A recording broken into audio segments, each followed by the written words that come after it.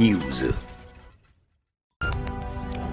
Au retrait du Mali du G5 Sahel, l'annonce a été faite à travers un communiqué publié ce dimanche 15 mai 2022. Des Bamakois se sont prononcés sur la question, vous le verrez en cours d'édition.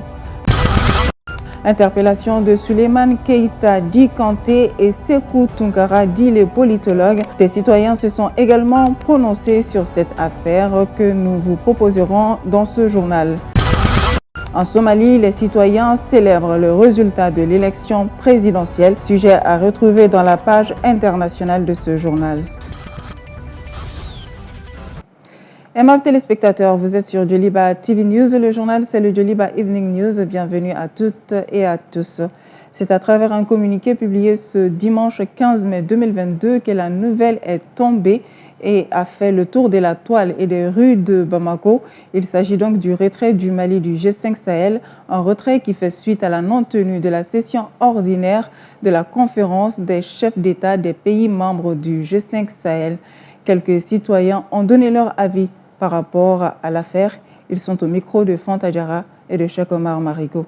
Créé lors du sommet du 15 au 17 février 2014 par 5 États du Sahel dont la Mauritanie, le Mali, le Burkina Faso, le Niger et le Tchad, le G5 Sahel ou G5S est un cadre institutionnel de coordination et de suivi de la coopération régionale en matière de politique, de développement et de sécurité. Ce groupement d'États s'est doté d'une convention signée le 19 décembre 2014 et le siège de son secrétariat permanent en Mauritanie. Ce dimanche 15 mai 2022, le gouvernement du Mali a fait un communiqué annonçant le retrait du Mali pour motif la non-tenue de la session ordinaire de la conférence des chefs d'État des pays membres du G5 Sahel. Nous avons donné la parole à quelques citoyens qui sont d'accord avec ce retrait. On adhère dans une organisation, dans un groupement pour des intérêts, pour un certain avantage. Lorsqu'on constate qu'après quelques années qu'il n'y a pas d'avancée, ce qui est recherché n'est jamais obtenu. Et surtout avec les pratiques ces derniers temps, alors on voit que tout se fait comme si c'était contre le Mali. Ça n'a pas d'impact. Le fonds qu'on alloue alors peut nous servir d'autres choses. Voilà. Donc l'argent que le Mali dépense dans le CRS anglais, ça peut nous donner autre opportunité. Et on a chassé RFI, France 24, il fallait sortir des G5. C'est une très très bonne chose. Vraiment. Nous les Maliens, on est fiers d'être Maliens. Maintenant, on sait bien que nos dirigeants que nous avons maintenant, c'est des gens qui sont dignes.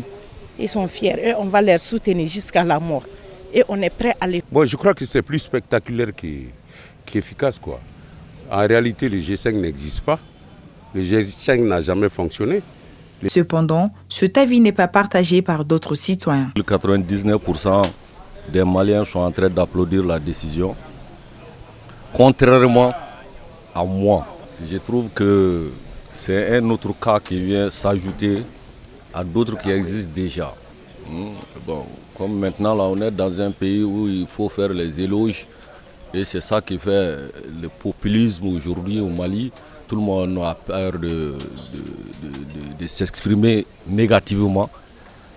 Il suffit seulement de dire vive la transition, applaudissez pour Ouachimi et puis là, tu es un bon Malien. Ainsi, dans le dit communiqué, le gouvernement du Mali affirme qu'en conséquence, le gouvernement de la République du Mali décide de se retirer de tous les organes et instances du G5 Sahel, y compris la force conjointe. À quoi doit-on s'attendre après ce retrait? L'avenir nous le dira. Interpellation de Souleymane Keïta alias Kanté et de Sékou Tounkara, dit le politologue. D'un côté, Souleymane Keïta alias Kanté, comédien et humoriste, a été interpellé ce dimanche par le parquet de la commune 4.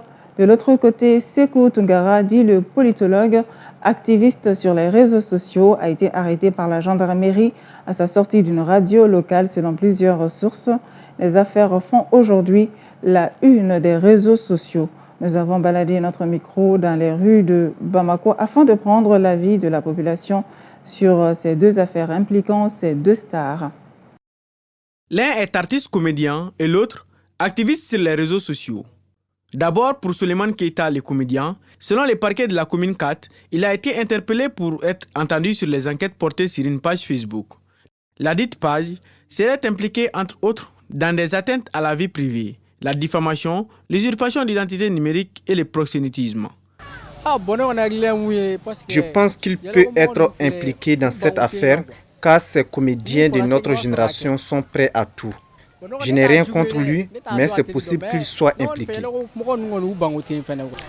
pour moi, quand même, ce n'est pas une bonne chose parce que je pense que quand il n'est pas ce genre d'homme qui peut faire ça.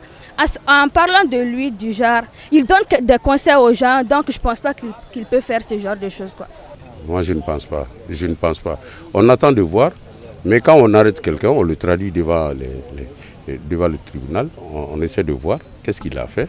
Comme ça, les gens seront beaucoup plus instruits. Mais il ne faut pas arrêter les gens à tout bout du champ. À chaque fois que les gens s'expriment, vous les arrêtez. Donc ça, ce n'est pas une bonne chose. Pour en tout cas la vie démocratique. Quant à Ségou Toungara, activiste sur les réseaux sociaux, rien n'a encore été précisé par rapport à son arrestation. Mais pour certains, il proférerait des injures et tenait des propos diffamatoires à l'endroit de certaines autorités de la transition. Bon, Ségou Toungara a une interpellation. À mon avis, d'habitude, le contenu de ces vidéos n'est pas injurieux. Mais d'après la vidéo que j'ai vue récemment, le concernant, si cela s'avère, il devait être interpellé. Si ce n'est pas un montage, il le fallait. Donc, en tout cas, je sais que dans ses premières prises de parole, il était opposé à la transition. Et tout récemment, on l'a vu qu'il soutient cette même transition. C'est quelqu'un qui est versatile. Moi, je le suis depuis un certain temps. Il n'est pas constant. On te voit sous une posture où il défend la transition, où il défend les 5 colonels, alors qu'auparavant, il avait insulté les mêmes 5 colonels. S'il a fait ça, c'est un délit. Ça, c'est un délit. Il doit répondre de ses actes devant la loi. Personne n'est au-dessus de la loi. Personne n'est au-dessus de la loi, certes, mais pour ces citoyens, il faut se demander s'il n'y a pas anguille sous roche quant à cette arrestation. Nous devons chercher à comprendre s'il a été arrêté pour une affaire d'État. Je me demande s'il n'y a pas d'autres intentions cachées derrière. Il faut laisser les gens s'exprimer. Et puis ça, ce sont actuellement des petites choses dans la vie du peuple malien aujourd'hui. On a beaucoup d'autres choses plus importantes. Pour l'instant, il n'y a pas de réaction du côté de la justice sur l'affaire Ségou Toungara. Selon les parquets de la commune 4, la garde à vue pour Kanté l'artiste a été levée et les enquêtes continuent toujours contre la page qui est à l'origine de son interpellation. Plusieurs comités du mouvement Ambikor se sont rencontrés ce samedi 14 mai 2022 à Lafiabougou, en commune 4 du district de Bamako. L'objectif était de mutualiser leurs efforts pour l'atteinte des objectifs du mouvement. El Hadji Maligite Yebakoroba Nyari. Après la mise en place du comité de Lafiabougou du mouvement Ambikor, la présidente du dit comité Kadisila a invité les femmes du quartier ce samedi pour parler du mouvement Ambikor et des projets en cours de gestation avec le mouvement. J'ai invité les femmes aujourd'hui pour parler du mouvement Ambikor qui est en train d'aider les Maliens, notamment les femmes. Outre le comité de Lafiabougou, plusieurs autres comités du mouvement Ambikor ont été mis en place ce jour. De la commune 1 à la commune 6. Nous avons mis en place des comités dans les 6 communes de Bamako, de Ségou, de Koulikoro, Dio et jusqu'à Néguéla. Au dire de la secrétaire générale du mouvement, Ambikor s'implante un peu partout au Mali. Oui, il y en a beaucoup. On ne peut pas tout dire ici parce que si je parle d'un et oublier l'autre, ça va être un problème. Sinon, pour le moment, c'est partout au Mali. Dans les jours à venir, le mouvement compte aider ces femmes dans leur développement.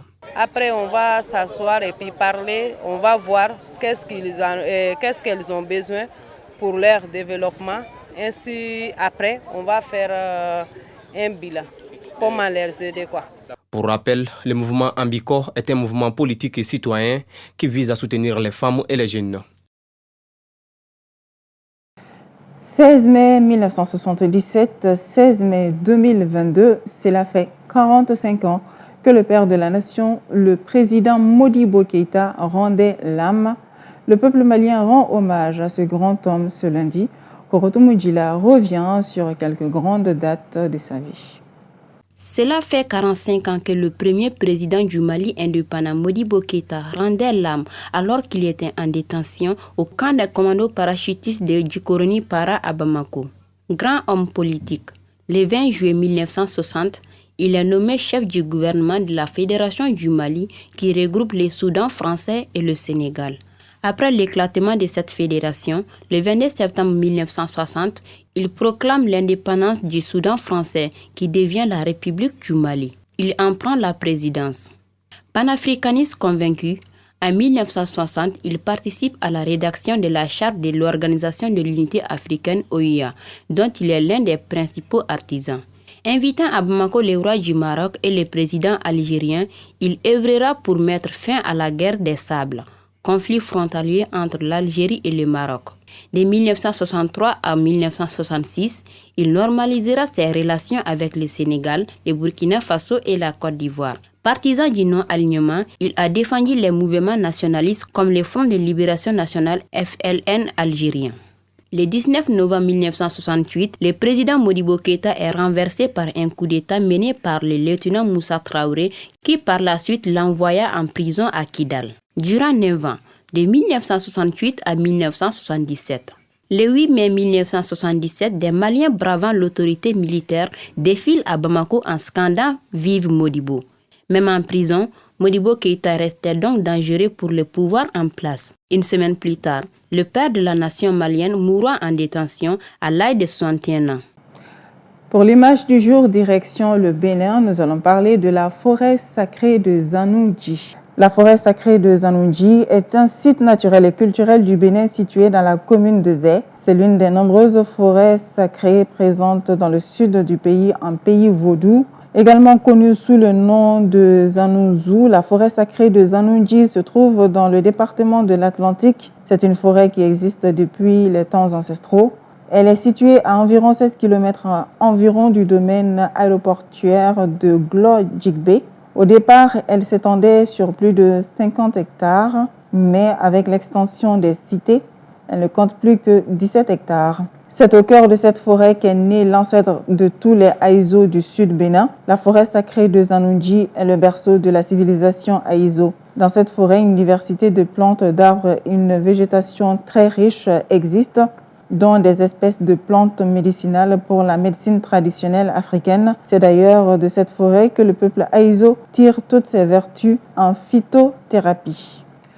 À présent, retrouvons la page internationale avec Aïssata Traoré. La Somalie a élu dimanche pour la seconde fois Hassan Sheikh Mohamud à sa présidence. À l'issue d'un vote marathon, Hassan Sheikh Mohamud, président entre 2012 et 2017, s'est imposé face au chef de l'État sortant, Mohamed Abdoulaye Mohamed Di Farmajo, qu'il avait battu il y a 5 ans. Des coups de feu de célébration ont résonné dans la capitale de Mogadiscio. Je suis venu pour célébrer la victoire du 8e et désormais 10e président. Je le félicite. La Somalie est en paix avec elle-même et avec le monde. Je n'ai pas les mots pour exprimer à quel point je suis content. C'est le vœu d'Allah. Je suis très content ce soir. Je voudrais dire Hassan Sheikh Mohamud, je t'aime, je t'aime. Cette élection a eu lieu sous haute sécurité après plus d'1 an de retard dans ce pays instable de la Corne de l'Afrique, secoué par une longue crise politique et en proie à l'insurrection des islamistes radicaux Chebab et où la famine menace. Le mandat de Farmajo était arrivé à échéance en février 2021 sans accord avec les dirigeants régionaux pour l'organisation de nouvelles élections. La prolongation de 2 ans de son mandat par les députés en avril 2021 avait déclenché des combats à Mogadiscio, ravivant le souvenir des décennies de guerre civile qui ont ravagé le pays après 1991. Juste après son investiture, le nouveau président a été félicité par son prédécesseur qui lui a promis sa solidarité face à l'énorme tâche qui l'attend. 44 ex-casques bleus originaires du Tigré, région nord de l'Éthiopie en proie à une guerre meurtrière, arrivent dans l'est du Soudan après avoir demandé l'asile. Le mois dernier, plus de 500 casques bleus originaires de la région éthiopienne du Tigré, ravagés par la guerre, ont demandé l'asile à Khartoum, craignant pour leur sécurité, selon plusieurs anciens casques bleus tigréens. Le mois dernier, plus de 500 casques bleus tigréens déployés dans la région pétrolière d'Abéi, disputée entre le Soudan et le Soudan du Sud, ont demandé l'asile politique au Soudan, créant pour leur sécurité en cas de retour dans leur pays. Depuis le début du conflit au Tigré, le Soudan a accueilli plusieurs dizaines de milliers de réfugiés éthiopiens sur son sol. Les arrivées de demandeurs d'asile seront quotidiennes jusqu'à ce que tous les casques bleus obtiennent l'asile au Soudan, a déclaré un responsable soudanais qui a souhaité garder l'anonymat. Une partie des terriens ont pu assister à une éclipse totale de lune dans la nuit du dimanche à lundi, un spectacle céleste peu fréquent au cours duquel l'astre nocturne perd sa brillance et s'éteint progressivement en rouge. L'éclipse sera visible depuis une partie des continents américains, européens et africains entre le lever et le coucher de la lune. Ces phénomènes se produisent environ 2 fois par an quand le Soleil, la Terre et la Lune sont parfaitement alignés et que la Lune est dans sa phase pleine. L'éclipse sera également visible en totalité en Amérique du Sud, en Amérique centrale et sur une partie est de l'Amérique du Nord. L'éclipse durera environ 5 heures et sa phase de totalité un peu plus d'1 heure. La prochaine éclipse totale de lune est prévue en novembre 2022 au beau milieu du Pacifique. En France métropolitaine, la dernière remonte à janvier 2019 et la prochaine n'aura lieu qu'en 2029. Du 10 au 14 mai 2022, le Mali a accueilli pour la 14e fois sa rentrée littéraire. La cérémonie de clôture qui a eu lieu ce samedi 14 mai 2022 a été l'occasion pour les organisateurs de procéder à la remise des prix littéraires de l'édition. Koroto Moudjila et Moussa Tembine pour le reportage. La 14e édition de la rentrée littéraire du Mali a eu lieu du 10 au 14 mai 2022. La cérémonie de clôture de cette célébration du livre a été garnie avec des activités majeures, notamment un hommage à Moussa Sow et la remise des prix littéraires de l'édition. Moussa Sow fut membre du comité d'organisation de la rentrée littéraire jusqu'à la 13e édition. Un homme de qualité. Pour les uns et les autres, cet hommage à son égard est plus que mérité. Toute une soirée consacrée à Feu Moussa Sow, c'est un juste hommage en raison de la qualité de l'homme, en raison de l'envergure intellectuelle du chercheur, de l'auteur, de l'homme public, de l'administrateur et même de l'homme politique. Je pense que ce qu'il a laissé est impérissable. Je veux dire par là que ce qu'il laisse derrière lui comme travaux scientifiques. 5 prix ont été décernés lors de cette soirée. Les récipiendaires des prix littéraires sont reconnaissants envers les organisateurs. C'est un sentiment de fierté, c'est un sentiment de joie et de reconnaissance. Je dis merci vraiment aux organisateurs parce que ce sont là des occasions qui nous sont données, nous en tant que jeunes écrivains.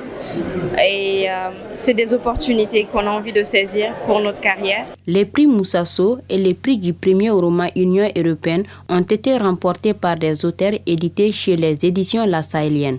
Une fierté pour l'éditeur. Oui, il y a 2 de mes auteurs qui ont remporté des prix, effectivement. Le professeur Drissa Diakité a remporté le prix Moussa Sow. Le prix du premier roman de l'Union européenne a été remporté par Djeneba Moumouni Traoré pour le roman L'empreinte de l'amour. C'est une très grande fierté, je suis très fier que ces auteurs aient été consacrés, que leur talent a été reconnu. Cette 14e édition de la rentrée littéraire ayant été reportée à cause de la situation que traverse le pays, il n'était pas évident qu'elle se tienne cette année encore. Les organisateurs se réjouissent de sa réussite. Le fait d'arriver à bout dans des conditions normales, disons, c'est déjà une grande satisfaction. Parce que c'était pas évident d'organiser l'événement dans les conditions que vous connaissez, mais voilà, on est à la fin, les prix sont décernés. Les lauréats sont contents et on va parler déjà de la 15e édition qui aura lieu du 21 au 25 février 2023, s'il plaît à Dieu. Et sur le thème du décloisonnement du livre en Afrique. Lors de cette 14e édition, le prix Moussasso d'une valeur d'1 million de francs CFA et le prix Plume de Scène d'une valeur de 300 000 francs pour une résidence de création sont ceux qui ont été ajoutés aux 3 autres qu'on décerne habituellement, à savoir le prix du premier roman Union européenne d'une valeur d'1 million de francs CFA, le prix Massa Makan Diabaté d'une valeur de 2 millions de francs CFA et le prix Ahmed Baba d'une valeur de 3 millions de francs CFA.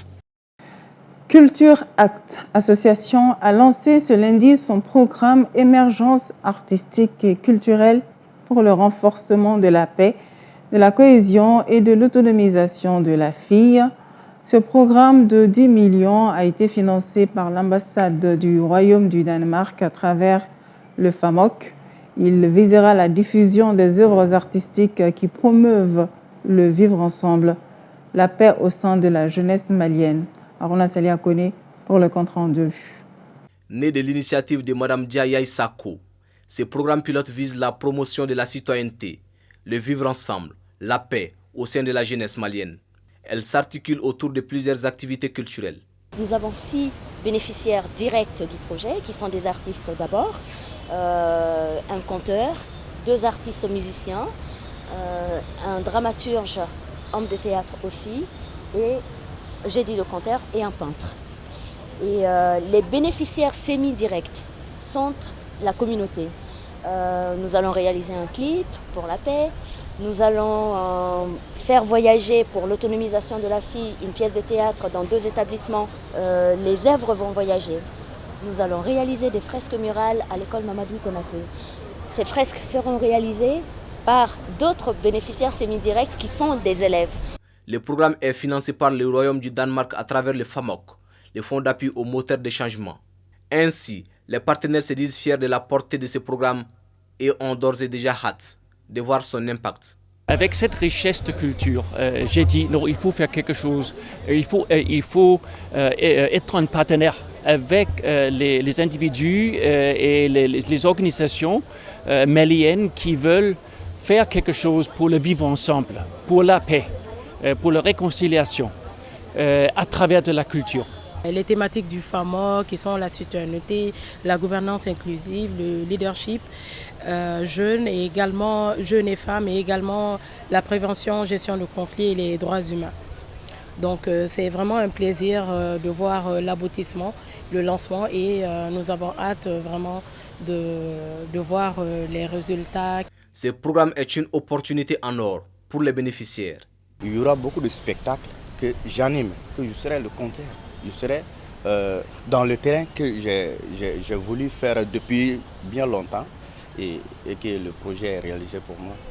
Donc ça va m'amener beaucoup, et puis ça va me donner beaucoup de visibilité, beaucoup d'opportunités dans le domaine de compte. Le chef du département de la culture a pour sa part salué les différents composants du programme.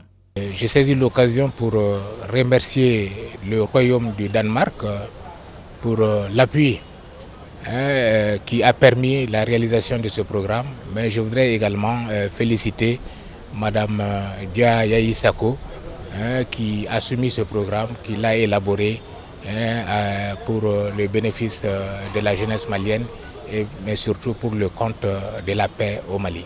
Parti pour 5 mois, les 6 bénéficiaires du programme sont dans les domaines du conte, du théâtre, de la musique et de la peinture. Ils travailleront pour impacter positivement nos communautés. Et c'est tout pour ce Joliba Evening News, aimables téléspectateurs. Merci à toutes et à tous pour votre aimable attention. Bonne suite de programme sur Joliba TV News.